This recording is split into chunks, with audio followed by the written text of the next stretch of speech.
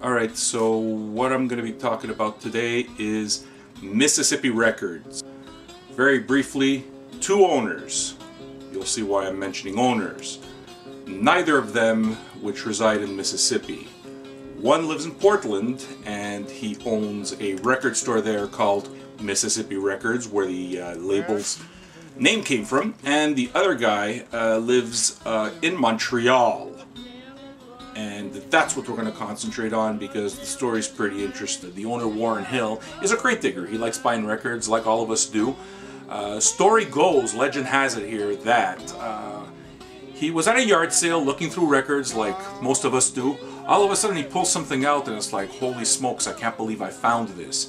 He found a copy of a Velvet Underground record of which there were only 3 known copies. He finds this at a yard sale. All of a sudden he's sitting on this record that's worth oodles of money, puts it on eBay, gets a winning bid of $100,000. Obviously, look, I mean, put yourself in a situation, you'd freak as well. So, what happens? The bid falls through. The guy never pays. He doesn't get his $100,000. Now you got this record that you think might be worth potentially $100,000. He's sitting on it a year. I mean, it's gonna drive you crazy. I mean, definitely it's gonna occupy a lot of your thoughts, right? So he wound up getting rid of the record for between $30,000 and $40,000, and he opened up Mississippi Records. You know, I'll show you the art. Why? Because it's pretty. It's pretty. Yeah. The good thing about these records also is that they're printed in very limited quantities. So you're gonna see, you know, anywhere from I think 1,000 to 3,000 copies. Did you know the beards get dandruff in the winter? Okay, another interesting story about Warren Hill, the Montreal half of Mississippi Records.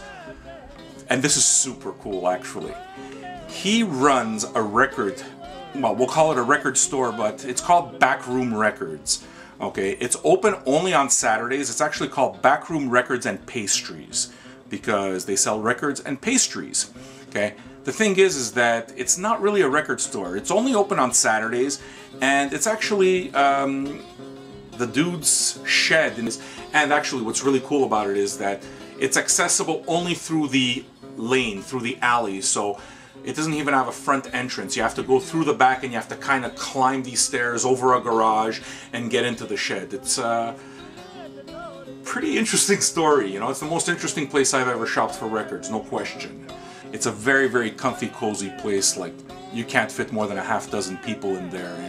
You walk in and, you know, there's basically a recliner there, and the guy running the shop is sitting on the recliner and playing records, man, while you look through the bins. I've been there only once, and nobody served me pastry. Oh, hey, before I get out of here, yeah, if you guys need suggestions on these records, head on over to my little vinyl Junkies page on Facebook and come say hi, and yeah, man, I'll be more than glad to discuss a few records, and I'm pretty sure that I'll recommend this, but especially this. So yeah, that's the way I'm gonna say goodbye, alright? Later.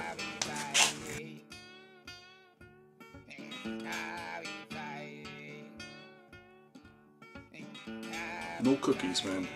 No pastries, no cookies, no sandwiches, nothing.